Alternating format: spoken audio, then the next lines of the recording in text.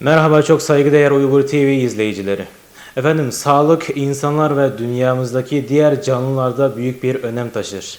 Tam da bu sebepten dünya genelinde bölgelerde ve çağlarda olmak üzere farklı tıp tedavileri ve ilaçlar bulunmaktadır. Bugün de Uygur tıbbından bazı bilgileri siz değerli izleyicilerimize aktarmaya çalışacağız. Bu konuda bizi bilgilendirmek üzere Uygur tıbbında birçok başarıya imza atan değerli hocamız Şemşinur Gupur ablayla röportaj yapacağız.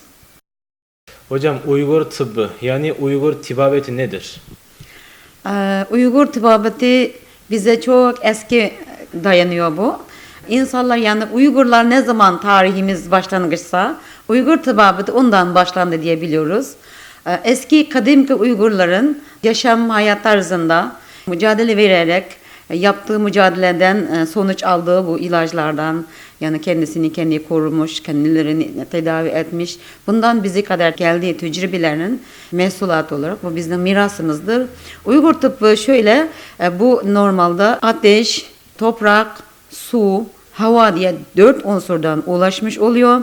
4'ün ikisi hafif oluyor, ikisi ağır diye biliyoruz. Bu İbn Sina'nın yani El Kanun Tıp büyük hacimlik bir kitabında da bunu dile getiriyor.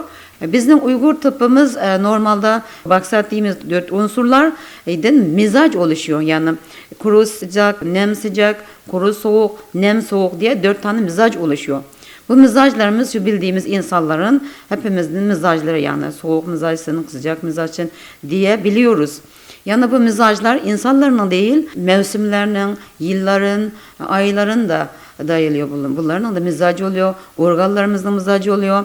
Bahsettiğimiz bu doğal bitkilerin de mizacı var diye. Uygur tıbbabetini Batı tıplarından özel yapan nedir? Uygur tıbbabeti doğal yöntemle tedavi olup yani biraz önce bahsettiğim 4 tane unsurlardan 4 tane hılat mizaç ulaşıyor. Bu bizim vücudumuzdaki yediğimiz içtiğimiz şeylerin dengeni sağlayarak tabi yöntemle tedavi olarak tedavi etmişsek Batı tıbbında olursa her şeyi kimyasala dayanarak onlar yani ikide bir ameliyat yaparak insanların sakat ederek vücuttakilerini atladım derken mesela bir kanser diyelim bir meme kanseri olsa insanın organlarını alarak onlara zarar vererek tedavi etmişse biz onu hiç bıçak değdirmeden doğal yöntemle bulanı tedavi etmek mümkün. Organlarımıza zarar vermeden, kimyasallara dayanmadan doğal yaşam yöntemleri ve doğal ilaçlara tedavi ediyoruz. Uygur tıbbabetini Hint tıplarından geldiği söyleniyor. Bu doğru mudur?